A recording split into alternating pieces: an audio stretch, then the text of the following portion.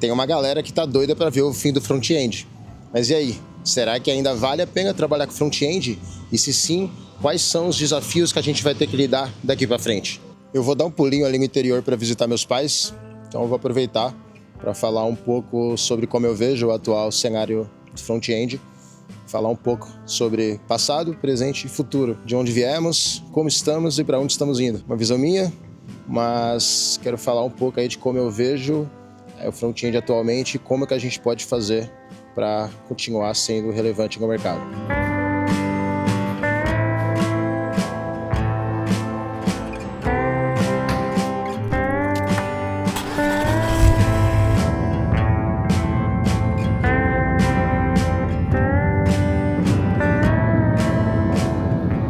Então, antes de tudo, como sempre, quero contextualizar. Trabalho com desenvolvimento front-end desde entre 2007 e 2009 eu comecei. Eu sempre gosto de falar, que é um fato curioso, de que naquela época a profissão ainda nem tinha nome.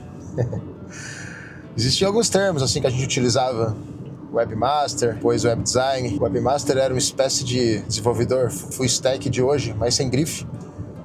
Então a pessoa que era webmaster meio que cuidava ali de todas as partes e camadas da aplicação, desde o front até o back, fazia um rolê de infra ainda, tudo muito rudimentar. O termo web design também era bem utilizado, eu acho que era o que mais se aproximava ao que a gente entende hoje como front-end, porque era uma pessoa que basicamente trabalhava a nível de interface, trabalhava bastante com CSS, mas também cuidava bastante da parte de design. A pessoa normalmente criava os designs, os layouts, antes de implementar. Até que quando eu comecei, para vocês terem uma ideia, eu cheguei a ter um cargo que está na minha carteira de trabalho como programador HTML Júnior.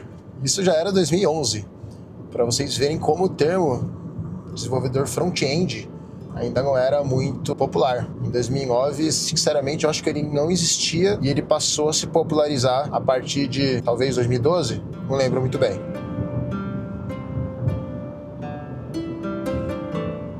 Vale falar que naquela época tinha uma predominância muito grande do Flash. Então, além de HTML e CSS, as pessoas não só usavam, como até tendiam a preferir usar Flash, ActionScript e outras linguagens ali que tinham na época, derivadas todas do Flash. Existia um certo entendimento no mercado de que o Flash era a melhor alternativa, talvez, para desenvolver a maioria das soluções. Talvez ali pela facilidade de criar animações, ou até mesmo pela facilidade de criar novos projetos, as pessoas tendiam a usar Flash.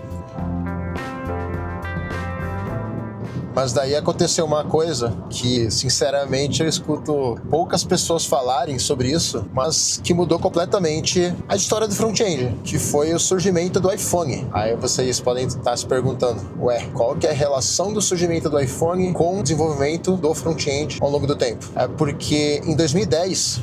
aconteceu um cisne negro, que são aquelas situações que ninguém está esperando, mas que mudam completamente o rumo da história. Basicamente, o Steve Jobs lançou um manifesto em que ele dizia que não ia mais utilizar o Flash no iPhone, por ser uma tecnologia proprietária, ter problemas de segurança, entre outras coisas, e passaria a incentivar o uso de HTML, CSS e JavaScript nas aplicações. Esse foi um fator muito relevante, porque com esse incentivo e essa desestimulação ali do uso do Flash, basicamente o Flash morreu ali como tecnologia. A partir daquilo, as pessoas foram começando a utilizar cada vez menos, enquanto principalmente o HTML e o CSS aconteceu justamente ao contrário. O HTML5 era uma tecnologia que ela estava ali ainda saindo de draft, ela começou a ter um foco muito grande ali no desenvolvimento dela. E o mesmo vale para o CSS3. Até então era extremamente complexo você fazer praticamente qualquer coisa utilizando CSS, e o CSS3 acabou trazendo ali avanços significativos com relação à forma com que a gente codava. Isso fez com que o desenvolvimento front-end ficasse muito mais eficiente do que era antes, e a partir dali a profissão começou a ganhar forma, e talvez a partir daquilo ela passou a ter um nome.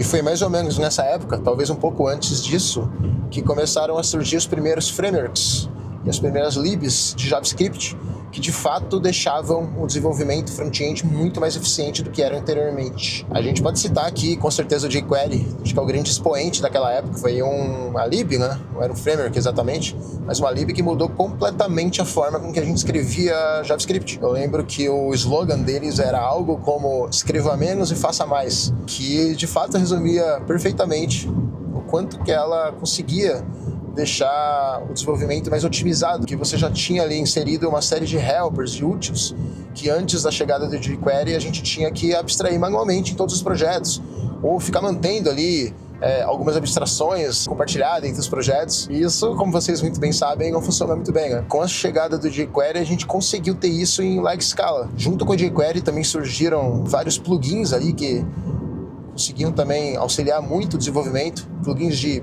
carrossel, plugins de sliders, plugins de modal, coisas que hoje são completamente banais ali, mas no passado era extremamente custoso. Vocês não tinham noção do quanto que era complexo criar um carrossel. Inclusive eu ainda acho criar um carrossel complexo até hoje, mas naquela época era algo fora do comum. Você demorava semanas ali para conseguir criar uma lib de carrossel que fosse de fato usável ali no dia a dia. E o jQuery já tinha plugins que traziam esses componentes prontos. Então isso começou a dar uma tração muito melhor na forma com que a gente escrevia código do que a gente tinha anteriormente.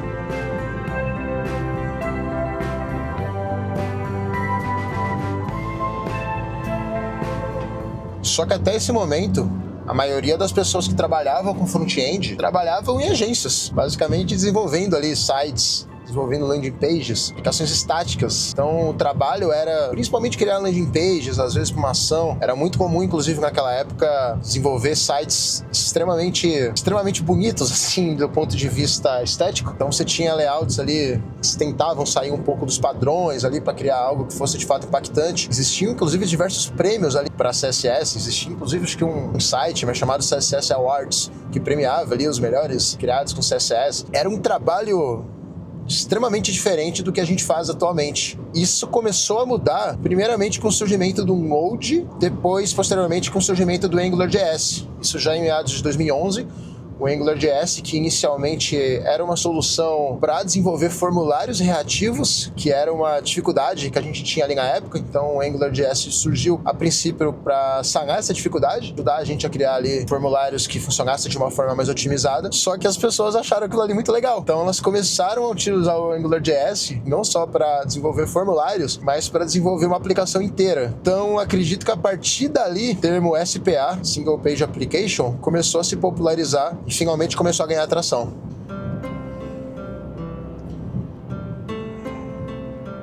E eu citei o Node porque, além de tudo que ele representa na evolução do próprio JavaScript, como a gente bem sabe, ele facilitou pessoas que trabalhavam com front-end, que muitas vezes na época ainda não utilizavam terminal ou tinham ali muito conhecimento de server-side. Ele facilitou com que essas pessoas tivessem esse primeiro contato. Então, basicamente, você estava escrevendo JavaScript, então você conseguia desenvolver coisas já no back-end utilizando JavaScript, que era uma tecnologia que você já estava familiarizado, e principalmente o uso do terminal. Você conseguia automatizar comandos, por exemplo, para criar sprites de imagens, minificar CSS, entre outras coisas, que até então, antes do Node, era um trabalho que a gente fazia praticamente manualmente. A gente tinha ali alguns plugins nos editores que faziam isso, a gente também tinha ali alguns sites que ajudavam nisso, mas era um trabalho extremamente manual.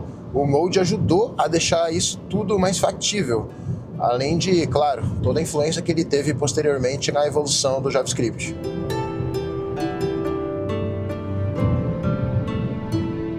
Então, com a popularização do Node e a própria evolução do mercado e das demandas com que a gente precisava lidar, a gente foi parando ali gradualmente de criar landing pages ou de focar para começar a desenvolver aplicações. E a partir dali tudo mudou. Então a gente começa a ter o surgimento de frameworks, libs mais robustas, né? E a partir dali foi ladeira abaixo, né? Vocês devem lembrar que, principalmente ali entre meados de 2015 até 2020, a gente tinha o surgimento de libs e frameworks de front-end basicamente todos os dias, que não toda hora. Todo dia tinha alguém comentando um novo framework incrível que surgiu, de como que isso ia tomar completamente o mercado. E a gente sabe que não, né? No fim, as ferramentas precisam passar no filtro do tempo e tudo mais. Por outro lado, eu gostava muito desse ambiente ali de hype surgindo o tempo todo, porque esse ambiente caótico fazia com que a profissão se desenvolvesse muito rápido. Então soluções surgiam, aí essas soluções acabavam influenciando as soluções que já existiam, e aí essas soluções ficavam melhores, ficavam mais robustas. Foi um momento bem interessante de se viver, um pouco caótico talvez, mas particularmente eu gostei bastante.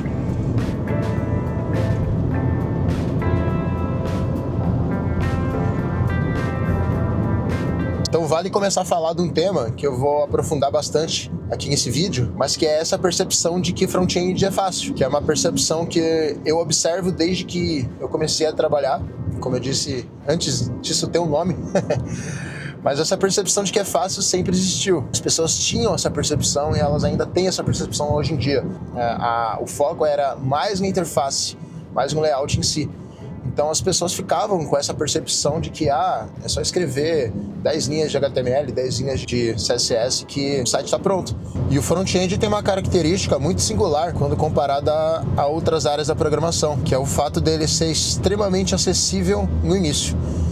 Então, quando você começa a estudar front-end, ao contrário de outras áreas da programação, você consegue de uma forma muito tangível ver o resultado do seu estudo ali na tela. Você escreve algumas linhas de HTML, algumas linhas de CSS, transforma isso em um arquivo e abre no navegador. E tá lá.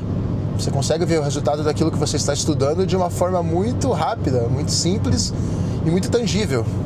Isso acaba criando uma ilusão, que as pessoas ficam achando que essa facilidade inicial do front-end se mantém ao longo do tempo. Mas isso não é verdade.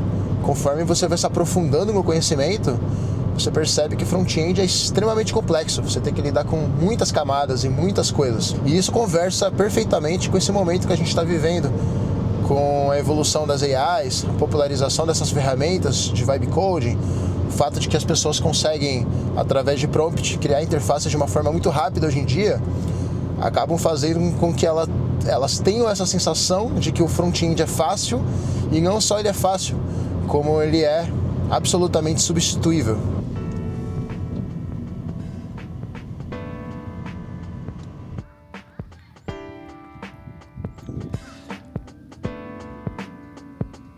Bom, agora a gente entra no momento presente. Acredito que principalmente nos últimos 5 anos, o front entrou num momento de consolidação, num momento de maturidade muito grande. Então aquela loucura de surgir uma lib toda semana parou de acontecer. Elas ainda surgem, mas elas surgem para resolver problemas muito específicos. É bem perceptível assim, que os maiores desafios aí que a gente viveu nesses anos foram cuidar de coisas que fogem às libs. São coisas mais específicas, são coisas que têm a ver com escalabilidade, com arquitetura, com performance, com segurança e principalmente em como que a gente junta tudo isso para conseguir criar uma aplicação realmente sólida. Isso a gente pode notar claramente com o advento de algumas ferramentas, como por exemplo a Vercel, que se consolidou justamente por conseguir facilitar a forma com que a gente consegue fazer deploy de aplicações. O tooling de aplicações virou uma coisa muito importante. Então, essas libs que focavam muito ali na parte técnica mesmo, começaram a focar cada vez mais na parte do tooling, ou seja, como que a gente consegue facilitar, deixar mais eficiente o processo de criar uma nova aplicação e continuar mantendo ela ao longo do tempo. Também é possível facilmente notar nos últimos anos uma evolução das linguagens nativas, ou seja, HTML, CSS e JavaScript, começaram a evoluir de uma forma muito mais rápida do que anteriormente, e não só evoluir, como absorver muitas das coisas que a gente já utiliza em alguns frameworks e libs. Então, por exemplo, no JavaScript a gente tem isso acontecendo com uma frequência maior do que em HTML e CSS, mas a gente também tem notado essa absorção de algumas features vindo do CSS também. Então a gente pode listar algumas delas, como por exemplo, hoje é possível a gente utilizar variáveis CSS, coisa que foi um sonho por muito tempo e só tornou realmente possível há coisa de 5 anos atrás. A gente consegue, já tem muito bem consolidado o uso de Flexbox, CSS Grid, coisa também que a gente sonhava anteriormente a fazer. A gente tem também, hoje, a possibilidade de usar nesting ativo, essa funcionalidade que fez a gente chamar o SAS, entre outras coisas. Então a gente consegue notar uma evolução dentro desse amadurecimento do front-end nas linguagens nativas e não só partindo dos frameworks que compõem esse ecossistema. As libs de JavaScript, que surgia uma nova a cada dia, também estão absolutamente consolidadas. Então a gente tem, por exemplo, um React absolutamente maduro hoje em dia, com seu framework principal, que é o Next.js, também cada vez mais maduro, com features cada vez mais interessantes, focado muitas vezes em coisas que inclusive extravasam o front-end. A gente tem isso acontecendo com outras libs e frameworks, como por exemplo o próprio Vue.js. Esse é um fator muito interessante que fez com que o mercado, nesse nível de amadurecimento, tivesse um ecossistema hoje muito mais robusto e maduro do que a gente tinha um tempo atrás. Também observem que de um tempo para cá, esse amadurecimento também pode ser visto na gente. Tem sido cada vez mais comum ver pessoas que trabalham com front-end se interessando e falando muito sobre arquitetura, sobre escalabilidade, sobre escrever testes de qualidade, sobre fazer monitoramento, sobre conseguir fazer deploy de aplicações de uma forma mais eficiente. Isso também é resultado de amadurecimento. Isso também era algo que no passado a gente não prestava tanta atenção assim. É mais um sinal do amadurecimento da área que a gente tem nesse momento. Acho que hoje é muito menos comum pessoas que trabalham com front que fiquem focadas somente em interface, em criar landing pages ou coisa assim. Essa atribuição já faz bastante tempo, já foi substituída por ferramentas como o Wix, entre outras, que já criam essas aplicações de uma forma muito sustentável e eficiente. É claro, agora elas estão sendo levadas para outro patamar, desde o surgimento dessas tecnologias de AI. Então a gente tem, por exemplo, o próprio Cursor, o Figma, que tem lançado releases cada vez mais interessantes nesse sentido, em que a gente consegue gerar interfaces e componentes de um jeito muito prático. Porém, esse não é mais o foco do front-end, é aí que eu quero chegar. Esse era o foco do front-end há 15 anos atrás, 10 anos atrás. Cada vez mais o foco do front-end tem sido criar aplicações, tem sido trabalhar com engenharia. E essa parte não é tão facilmente assim substituída por uma ferramenta de AI.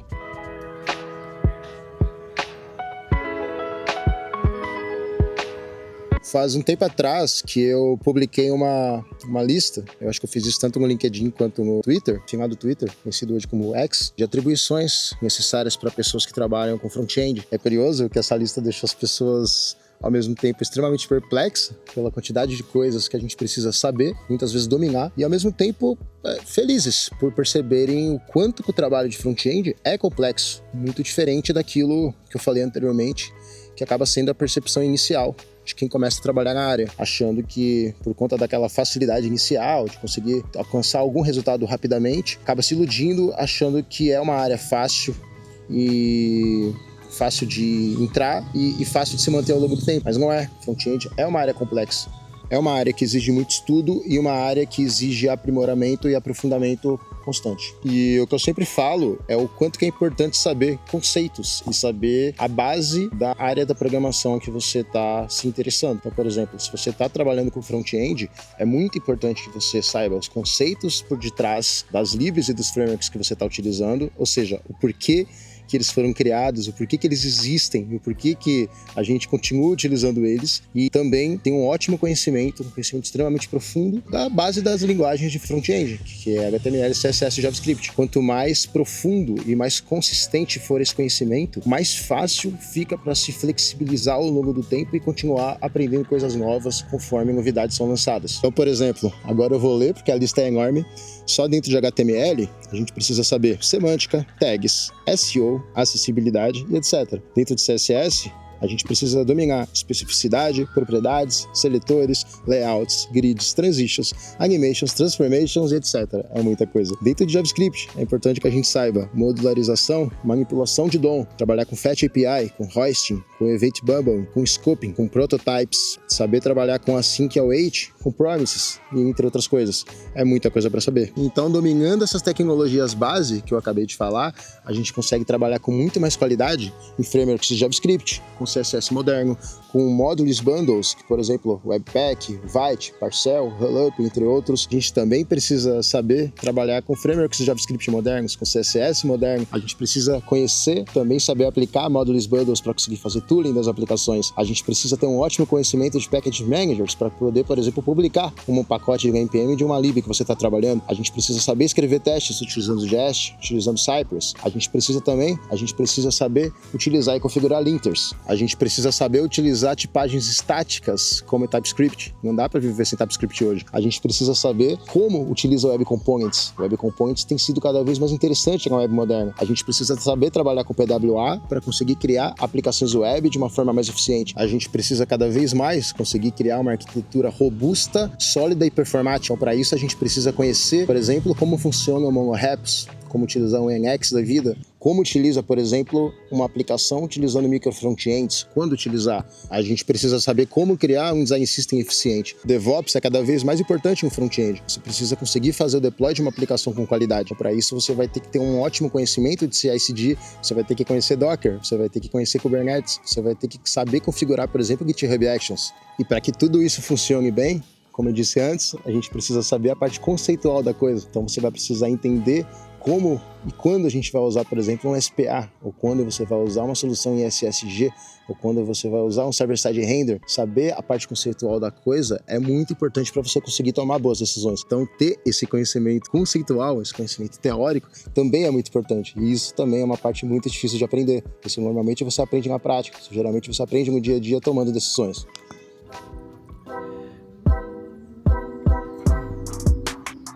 E tudo isso que eu falei antes, enquanto a gente ainda se preocupa com coisas, por exemplo, como performance, como fazer um bom tree shaking do seu JavaScript, como configurar ele em pequenos bundles para que ele seja lido de uma forma mais performática. E aí você precisa conhecer o Web Vitals, você precisa saber aplicar todas as dicas que você tem quando você roda o Lighthouse. Você precisa saber ler a aba de performance do seu DevTools. Você precisa saber ler também a aba de network, como que as coisas estão sendo baixadas, será que tem uma coisa bloqueando outras? Tudo isso impacta em performance, isso também é muito difícil de fazer. Para performance, você ainda precisa saber, por exemplo, como aplicar cache corretamente, tanto na parte do client como na parte do server. Então você precisa ter camadas ali que garantam um cache eficiente, ao mesmo tempo que consiga garantir que o usuário esteja sempre com a última versão da sua aplicação. O seu código também precisa estar seguro. Você precisa impedir ou evitar que códigos maliciosos sejam injetados através dele. Você precisa garantir que dados sigilosos, dados sensíveis não sejam vazados. Esses dados não podem estar disponíveis na primeira camada da sua aplicação. Tudo isso é mais uma parte que a gente precisa se preocupar enquanto está escrevendo nosso código. E depois que tudo está implementado e tudo isso está em produção,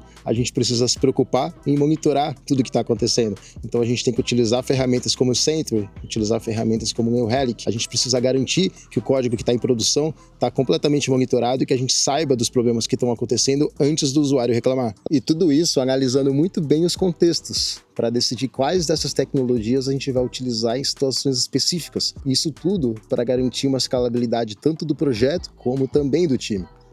E eu quase esqueço, tudo isso ainda precisa funcionar de uma forma extremamente acessível, independentemente da resolução, independentemente do navegador ou até mesmo do dispositivo que o usuário está acessando.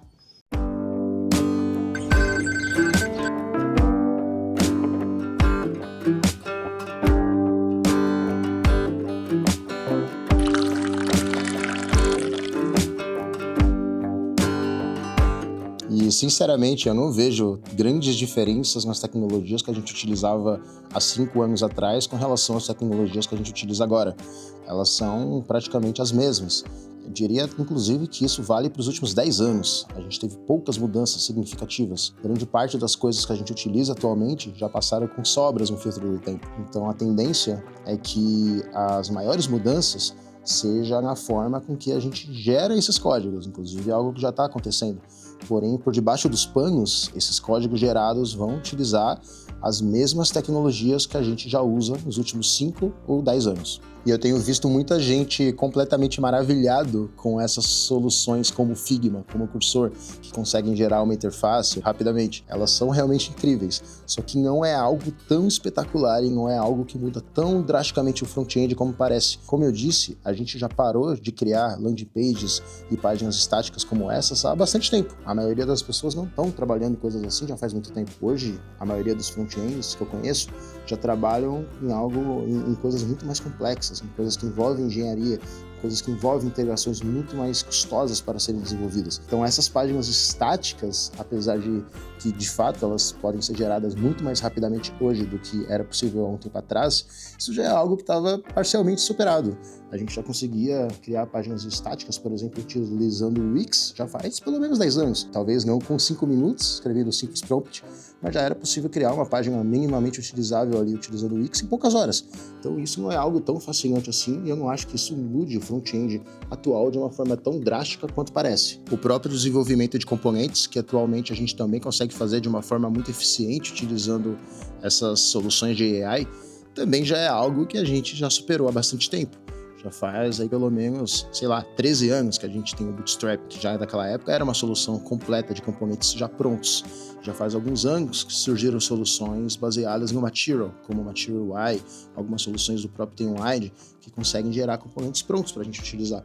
Então, isso também não é algo que eu acho assim tão impactante. O desafio, por exemplo, com relação aos componentes, não é exatamente gerar esses códigos ou pegar eles prontos e utilizar, é sim como a gente consegue integrar eles dentro de uma aplicação e conseguir fazer com que essa aplicação seja escalável utilizando esses componentes.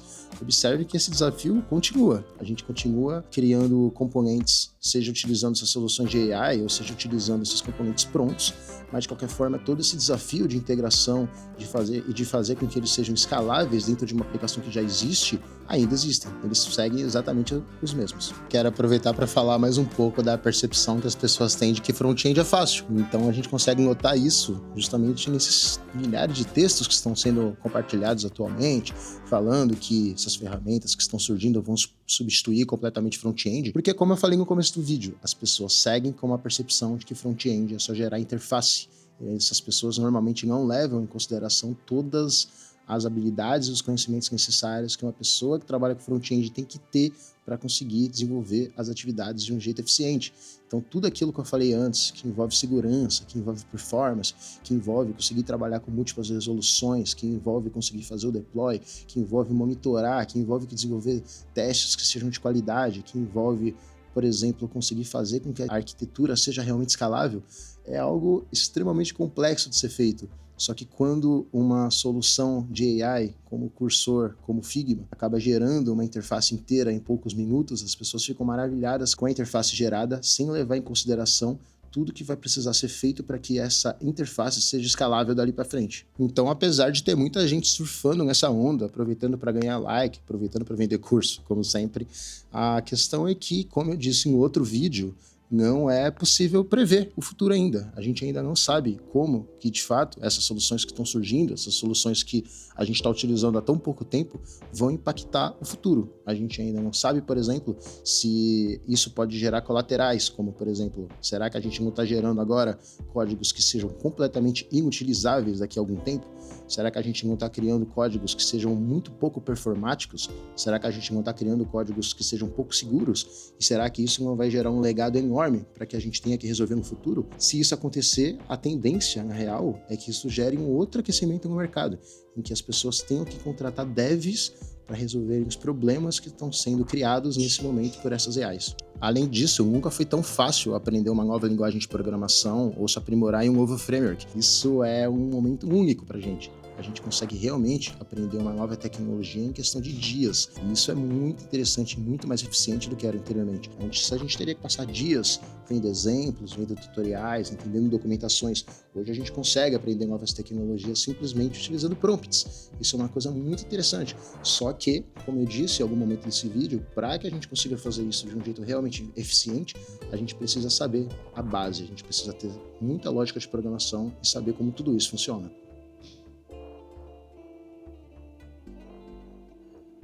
Em cima disso, a gente tem uma outra questão. Eu começo a ver como cada vez menos interessante a pessoa se especializar num único framework, que é aquele caso que eu sempre achei que não fazia muito sentido, em que a pessoa se definia como um desenvolvedor React e não como desenvolvedor front-end, começa a fazer ainda menos sentido agora, dado que tá cada vez mais fácil você fazer essa transição de um framework para o outro. Então é mais importante ainda que você aprenda a base e todos os conceitos mínimos ali de desenvolvimento front-end, alguns dos quais eu falei nesse vídeo, para que você consiga ser flexível o suficiente para transitar entre as linguagens que já existem agora, entre os frameworks que já existem agora, e também esteja apto para aprender tecnologias novas que surjam daqui para frente. Eu vejo que faz cada vez mais sentido a gente ficar mais generalista, inclusive.